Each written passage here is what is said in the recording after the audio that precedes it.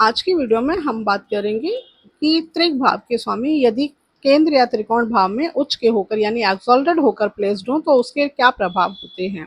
सबसे पहले तो हम ये जानते हैं कि कोई भी प्लैनेट यदि हमारी कुंडली में अपने प्रभाव देते हैं तो दो तरीके से देखते हैं। एक वो अपनी लॉर्डशिप के अकॉर्डिंग, दूसरा उनके नेचुरल ट्रेड्स जो हैं उनके अनुसार। यानी अगर हमारी कुंडली में कोई भी प्लैनेट उच्च का है, बिना ये सोचे कि वो त्रिक भाव का स्वामी है या त्रिकोण भाव का स्वामी है, उसके नेचुरल ट्रेड्स हमें हमारी पर्सनैलिटी में देखने को मिलेंगे। सेकंड, हम ये देखते हैं कि वो कहाँ की लॉर्डशिप लिए हुए हैं, तो उनको क्या करना है हमारी लाइफ में, हमारे जीवन में किस तरीके से बिहेव करना है।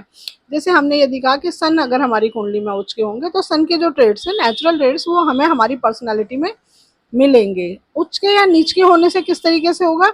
अगर उच्च के होंगे तो हम बहुत डिसिप्लिन होंगे, हम थोड़े ईगोइस्ट हो सकते हैं, हम लोगों से डिस्टेंस मेंटेन करके रख सकते हैं, हमारे लिए हमारी रिस्पेक्ट सबसे ज़्यादा मायने रखती होगी। तो ये चीज़ें हमारी होंगी। अगर हमारी कुंडली में नीच के होंगे तो हम बहुत जल्दी झुक जाएंगे, हम अपनी ईगो को उतना ऊपर नहीं रखेंगे, हमें लोगों के बारे में ज़्यादा सोचना होगा, अपनी इमेज को हम साइड कर सकते हैं। साइड करने से मतलब ये नहीं है कि हम अपनी इमेज की परवाह नहीं करते हैं, लेकिन हम अपनी इमेज को इतना तवज्जो नहीं देंगे जितना कि उच्च के सूर्य वाला देगा। वो लोगों में जल्दी से, जैसे उच्च के सूर्य वाले जल्दी से लोगों में घुलेंगे मिलेंगे नहीं, वो एक डिस्टेंस मेंटेन रखेंगे।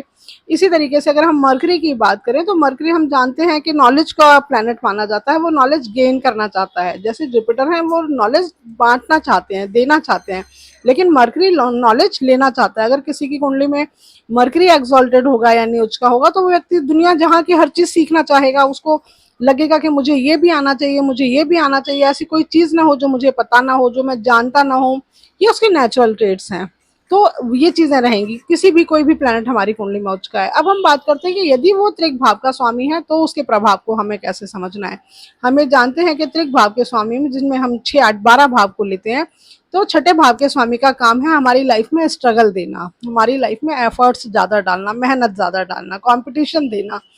दूसरा, अष्टम भाव की अगर हम बात करें तो वो हमारे उतार चढ़ाव का भाव कहलाता है, अप एंड डाउन का।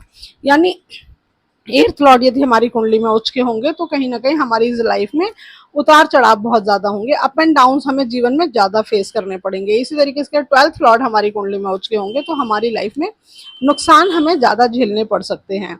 लेकिन ये नुकसान कहाँ और किस तरह के, अप एंड डाउन कहाँ और किस तरह के, ये हमें जरूर ध्यान रखना है।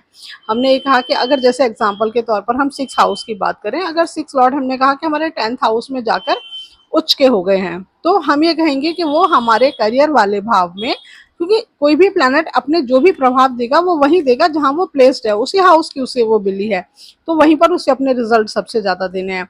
तो हमने कहा कि अगर हमारा 6 लॉर्ड हमारे 10th हाउस में उच्च का होकर बैठ जाता है तो वो हमारे करियर में बहुत कंपटीशन देगा।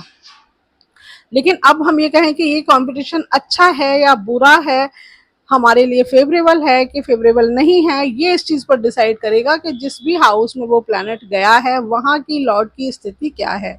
अगर वहां के लॉर्ड की स्थिति अच्छी है तो कहीं ना कहीं ये एक्सॉल्टेशन हमारे लिए एक पॉजिटिव रोल प्ले करेगा। एग्जाम्पल के तौर पर अगर हमारा 10th लॉर्ड बली है, 10th लॉर्ड हमारा एक्सॉल्टेड है, तो हम ये कह रहे हैं कि हमें जीवन में बहुत नेम फेम मिलेगा। लेकिन हम ये जानते हैं कि हम विनर तभी कहलाते हैं जब हम कहीं जीतते हैं, यानी कहीं ना कहीं कंपटीशन हमें फेस करना पड़ेगा तो हम विनर कहलाएंगे या हम लूजर कहलाएंगे। अगर हमने कोई कंपटीशन ही नहीं किया, हमने कहीं कोई प्रतिस्पर्धा ही नहीं की, तो कैसे पता चलेगा कि हम जीतने लायक हैं या हम जीतने लायक नहीं हैं। तो ऐसी स्थिति में अगर हमारे 6 लॉर्ड 10th में आकर उच्च के होते हैं तो हमें जीवन में बहुत कंपटीशन फेस करने पड़ते हैं। लेकिन अगर हमारे 10th लॉर्ड की स्थिति अच्छी है तो वो कंपटीशन हमारे लिए फेवरेबल होंगे। यहीं पर अगर हमारे 10th लॉर्ड की स्थिति अच्छी नहीं है तो वो कंपटीशन हमारे लिए बहुत कष्टकारी होंगे। हमें अपनी लाइफ में करियर को सेटल करने में लाइफ सारी जिंदगी जो है बहुत ज़्यादा मेहनत करनी पड़ सकती है। इसी तरीके से हम 8th लॉर्ड की बात करते हैं, हम जानते हैं वो अप एंड डाउन देते हैं। तो ये जिस भी हाउस में जाएंगे उस हाउस के लिए प्रॉब्लम्स ज़रूर क्रिएट करते हैं। लेकिन अगर उस भाव के स्वामी की स्थिति अच्छी है और उस भाव पर कोई भी और मैलेफिक एस्पेक्ट नहीं है, किसी क्रूर ग्रह की दृष्टि नहीं है, तो ये कहीं ना कहीं हमारे लिए एक फेवरेबल स्थिति होती है। लेकिन अगर हमारे वो हाउस के लॉर्ड की स्थिति अच्छी नहीं है, हमारे उस हाउस पर या उस लॉर्ड पर और भी मैलेफिक प्रभाव हैं सिर्फ इस एक्सॉल्टेशन के अलावा, तो यह एक नेगेटिव स्थिति है।